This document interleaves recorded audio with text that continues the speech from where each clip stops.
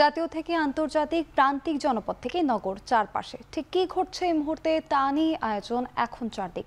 পুরো আয়োজন নিয়ে আপনাদের সঙ্গে আছি আমি সোনালী সাহা।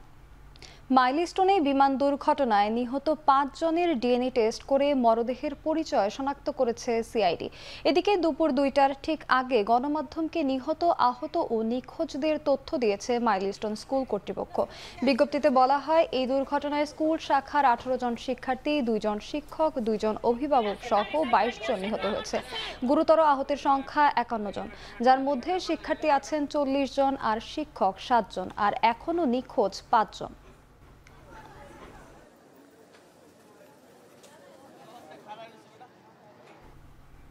বার্ন ইনস্টিটিউটে আজ মারা গেছে আরও এক শিক্ষার্থী। এদিকে সিঙ্গাপুর ভারতের পর আজ সন্ধ্যায় বার্ন ইনস্টিটিউটে আসবেন চীনের চিকিৎসক প্রতিনিধি দল।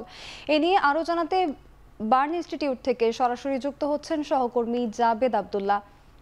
জাবেদ, এখন কতজন সংকটাপন্ন অবস্থায় রয়েছেন? ডিএনএ টেস্টে ৫ জনের পরিচয় শনাক্ত হলো। মরদেহ হস্তান্তর কখন করা হবে পরিবারের কাছে? এ ব্যাপারে কি তথ্য আছে আপনার কাছে, আমাদেরকে জানাবেন।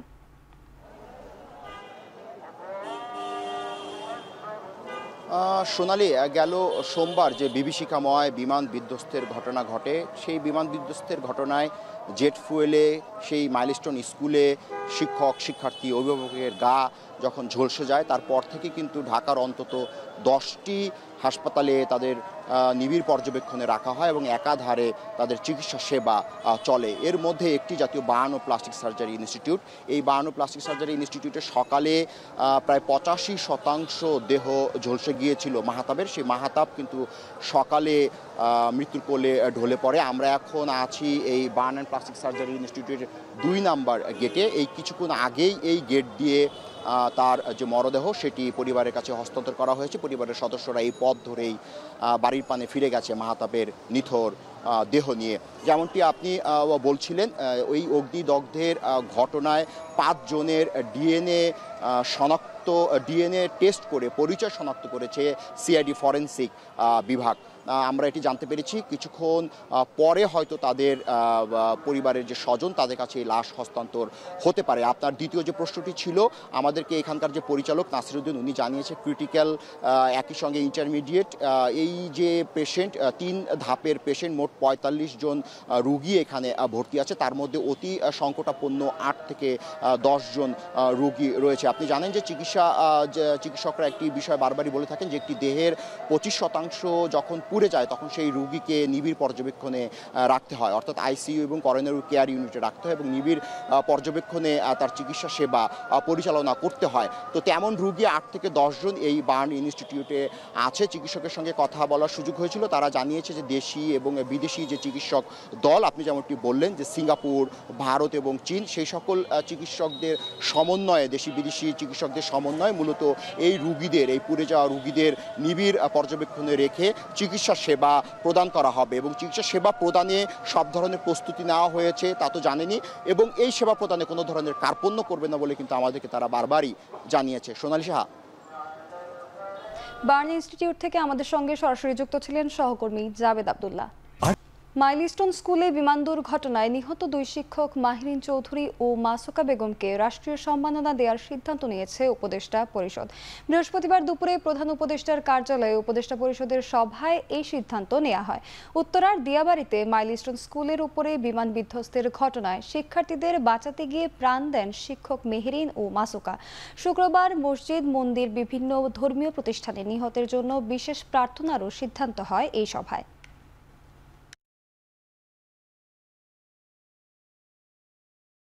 সবাইকে বুঝতে হবে যে আপনি যদি এখানে গুজব ছড়ান, এটা কত বড় ক্রিমিনাল অফেন্স হচ্ছে। আপনি অ্যাবসলিউটলি শিওর থাকলে সরকারকে জানান। আর আমরা তো ওইখানে একদম ওইখানেই তথ্য কেন্দ্র স্থাপন করেছি। ওইখানে তথ্য কেন্দ্র স্থাপন করে আমাদের নিয়মিতভাবে আপডেট দেওয়া হচ্ছে। নিহতদের পরিবারের পক্ষ থেকে কিছু বলা হচ্ছে না, স্কুল অথরিটি কিছু বলছে না। এটা একটা নির্দিষ্ট জায়গায় ভয়াবহ মৃত্যুর ঘটনা। তো লঞ্চ ডুবি বা একটা গোপন, মানে এমন জায়গা না যেখানে লুকানো থাকবে। এটা স্কুলের রেজিস্টার আছে, প্রত্যেকটা বাচ্চা ডিটেইল স্পেসিফিক তথ্য আছে। উত্তরা মাইলস্টোন স্কুলে বিমান দুর্ঘটনায় দিয়াবাড়ি এলাকার নিহত 3 শিশুর পরিবারের সাথে দেখা করেছেন বিএনপি মহাসচিব মির্জা ফখরুল ইসলাম আলমগীর। বৃহস্পতিবার বেলা 12টায় নিহতদের পরিবারের সাথে দেখা করে মির্জা ফখরুল জানান, যে কোনো প্রয়োজনে এই 3 পরিবারের পাশে থাকবে বিএনপি। পরে নিহত 3 শিশুর কবর জিয়ারত ও দোয়া করেন বিএনপি মহাসচিব।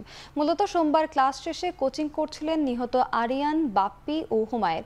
পরে বিমান দুর্ঘটনায় একজন ঘটনাস্থলে ও বাকি 2 জন হাসপাতালে মারা যায়। এর মধ্যে বাপ্পি ও হুমায়ের ক্লাস 3 ও আরিয়ান 4র্থ শ্রেণীর শিক্ষার্থী। 3 জনেরই বাসা দিয়াবাড়ির তারাটেক মসজিদ এলাকায়। আমাদের ভারপ্রাপ্ত চেয়ারম্যান জনাব তারেক রহমান সাহেব তিনি আমাকে বিশেষভাবে কালকে রাতে বলেছেন যে আপনি যাবেন, গিয়ে তাদেরকে আমাদের যে ব্যথা, আমাদের যে সমবেদনা, আমরা যে তাদের সঙ্গে আছি সেটা তাদেরকে জানাবেন। আমি সে কথা বলতেই আজকে এখানে এসেছি এবং আমাদের এই শিশুদের আসলে যখনই আমরা কোনো শিশুর মৃত্যু সংবাদ শুনি, বিশেষ করে কোনো দুর্ঘটনা যখন ঘটে তখন আমাদেরকে অত্যন্ত ব্যথিত করে, আহত করে। সরকারি কর্মকর্তা কর্মচারীদের নতুন বেতন কাঠামো নির্ধারণে পে কমিশন গঠন করেছে সরকার। সাবেক অর্থ সচিব জাকির আহমেদ খানকে প্রধান করে কমিশন গঠন করা হয়েছে। বৃহস্পতিবার রাজধানীর তেজগাঁওয়ে প্রধান উপদেষ্টার কার্যালয়ে উপদেষ্টা পরিষদের বৈঠকে এই সিদ্ধান্ত নেওয়া হয়। প্রধান উপদেষ্টা মোহাম্মদ ইউনূসের সভাপতিত্বে অনুষ্ঠিত এই সভার সিদ্ধান্ত অনুসারে এই কমিশন আগামী 6 মাসের মধ্যে প্রতিবেদন জমা দেবে। বর্তমানে 2015 সালের পে স্কেল অনুযায়ী সরকারি কর্মকর্তা কর্মচারীদের বেতন ভাতা পান।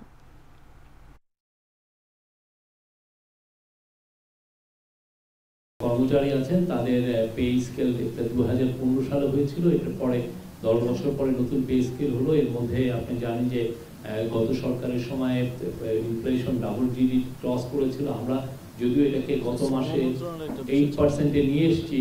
এই পে স্কেলটা নেতৃত্ব করবেন ডক্টর জাকির আহমেদ খান, উনি ফর্মার ফিনান্স সেক্রেটারি ছিলেন। আর এদের 6 মাস এনাদের কর্ম সময়। সমালোচনার মুখে কর্মকর্তা কর্মচারীদের পোশাক নিয়ে জারি করা নির্দেশনা প্রত্যাহার করে নিয়েছে বাংলাদেশ ব্যাংক। বৃহস্পতিবার কেন্দ্রীয় ব্যাংক এই তথ্য জানানো হয়েছে। পোশাক নিয়ে কেন্দ্রীয় ব্যাংকের নির্দেশনা জারির খবরটি গণমাধ্যমে প্রকাশ পেলে তীব্র সমালোচনা শুরু হয় সামাজিক যোগাযোগ মাধ্যম সহ বিভিন্ন জনপরিসরে। এ নিয়ে ক্ষোভ প্রকাশ করেন বিদেশে অবস্থানরত স্বয়ং গভর্নর। পরে তার হস্তক্ষেপে পোশাক নিয়ে নির্দেশনা প্রত্যাহার করা হয়। নির্দেশনায় ছোট হাতা ও ছোট দৈর্ঘ্যের পোশাক ও লেগিংস ছাড়াও জিন্স ও গ্যাবার্ডিন প্যান্ট পরিহার করতে বলা হয়েছিল। নির্দেশনা না মানলে কর্মকর্তা কর্মচারীদের বিরুদ্ধে শৃঙ্খলা ভঙ্গের অভিযোগ আনার ব্যাপারেও সতর্ক করা হয় এতে।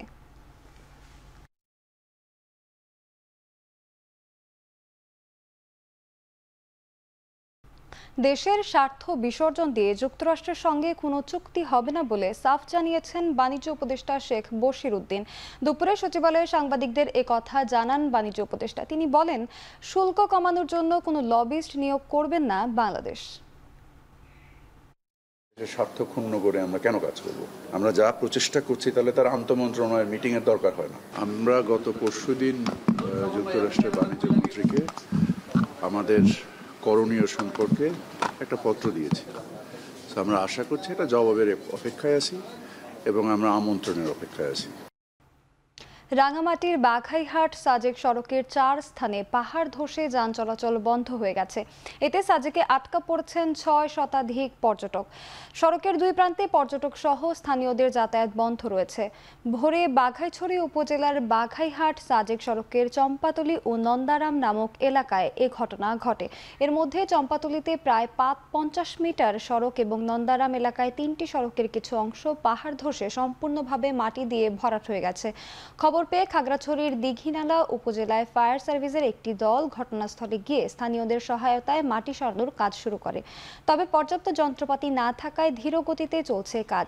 সাজেক রিসোর্ট মালিক সমিতি জানায়, সাজেক থেকে প্রতিদিন সকাল 10:30টায় ও 2:30টায় পর্যটকবাহী গাড়িগুলো ছেড়ে যায়, কিন্তু আজ সড়ক বন্ধ থাকায় সকাল 10:30টার গাড়িগুলো যেতে পারেনি।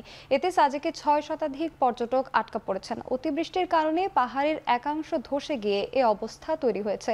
তবে সড়ক যোগাযোগ স্বাভাবিক করতে এখনও কাজ করছে ফায়ার সার্ভিস ও স্থানীয়রা।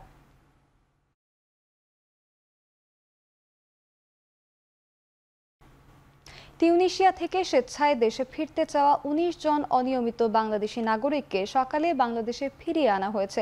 সকাল ৮টা ৪০ মিনিটের একটি ফ্লাইটে তারা বাংলাদেশে ফেরত আসে। দীর্ঘদিন ধরে তারা অনিয়মিতভাবে তিউনিসিয়ায় অবস্থান করছিলেন। লিবিয়ায় অবস্থিত বাংলাদেশ দূতাবাস, পররাষ্ট্র মন্ত্রণালয়, প্রবাসী কল্যাণ ও বৈদেশিক কর্মসংস্থান মন্ত্রণালয় এবং আন্তর্জাতিক অভিবাসন সংস্থার সহযোগিতায় তিউনিসিয়া থেকে এই ১৯ জন বাংলাদেশিকে বৃহস্পতিবার বাংলাদেশে ফিরিয়ে আনা হয়। প্রত্যাবাসিত এই বাংলাদেশিদের বেশিরভাগই সমুদ্রপথে অবৈধভাবে ইউরোপে যাওয়ার উদ্দেশ্যে মানব পাচারকারীদের প্ররোচনায় ও সহযোগিতায় তিউনিসিয়া অনুপ্রবেশ করেন।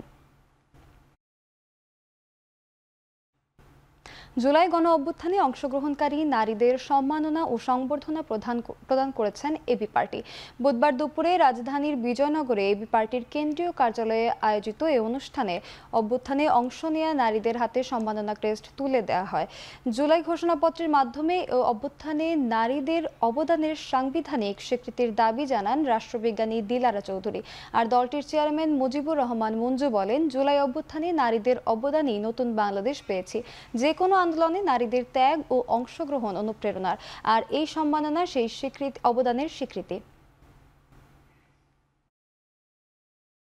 সবাই শুধু প্রাপ্তি নিয়ে অহংকার করছে, প্রাপ্তি নিয়ে টানাটানি করছে, কে কি পাচ্ছে, কে কি পেতে চায় সেটা নিয়ে সবাই ঝগড়াঝাটি করছে। না, আমরা কি হারিয়েছি এবং সেই হারানোর যে একটা চাপ, সে হারানোর যে একটা দাবি আমাদের উপর আছে, সেটা যদি আমরা মনে রাখতে পারি তাহলে ইনশাল্লাহ আমরা নতুন বাংলাদেশ 2.0 বা 2.0 যেটা আমরা স্বপ্ন দেখছি সেটা আমরা পাবো। মিরপুরে বাংলাদেশ পাকিস্তান টি-20 সিরিজের শেষ ম্যাচে উপচে পড়া দর্শক। এই বিষয়ে বিস্তারিত জানাতে যুক্ত হচ্ছেন শরীফ রওশন। রওশন, কেমন দেখছেন দর্শকদের আগ্রহ, দর্শকদের প্রত্যাশা কি আমাদেরকে জানাবেন?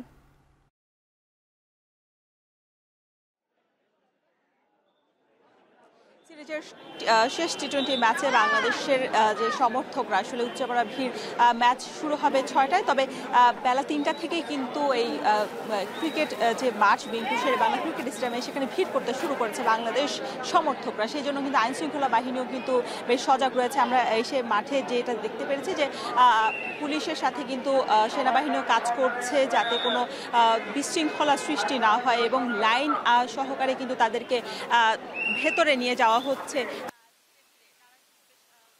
সাথে পাকিস্তানের ম্যাচটাকে আলাদা উত্তেজনায় কাজ করে, তারা ঢুকছে বাংলাদেশের ম্যাচ দেখতে।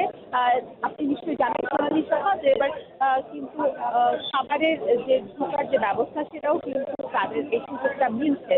দর্শকদের থেকে বাচ্চাদের সাথেও কিন্তু আনছে যে গার্ডিয়ানরা, আসলে বাবা মার সাথে শিশুও কিন্তু আসছে তাদের বাংলাদেশের ম্যাচ। এই ম্যাচটা কিন্তু অনেকটা বেশি ঐতিহাসিক হতে চলেছে যে আজকের ম্যাচে বাংলাদেশ পাকিস্তানকে হারিয়ে দিতে পারে, তাহলে কিন্তু প্রথমবারের মতো পাকিস্তানকে ধবল ধোলাই করার যে সুযোগ সেটা কিন্তু বাংলাদেশের আজকে আছে।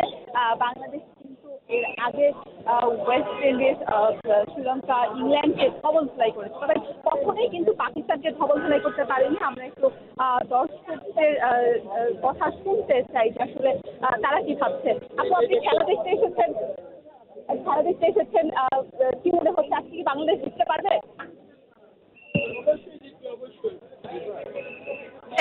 জি, অবশ্যই জিতবে, অবশ্যই। আজকেও বাংলাদেশ জিতবে। কি মনে হচ্ছে যে দুই ম্যাচে তো বাংলাদেশ জিতেছে, এই আজকেও জিতবো।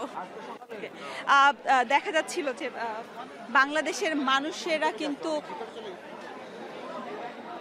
মানুষেরা বেশ যাচ্ছে। এই পাকিস্তানকে কিন্তু বাংলাদেশের আগে ওয়ানডে এবং গেল বছর সাদা পোশাকে কিন্তু ধবল ধোলাই করতে পেরেছে। এবার বাংলাদেশের বেশ সুযোগ, এবং গেল ম্যাচে আমরা দেখেছি যে তাসকিন আহমেদ এবং তানজিদ হাসান তামিমকে বসিয়ে রেখেছিল, নাইম শেখকে নামিয়েছিল, তবে নাইম শেখ সেই জায়গাটা আসলে ঠিক মতো কাজ করতে পারেনি ওপেনিং ব্যাটার হিসেবে।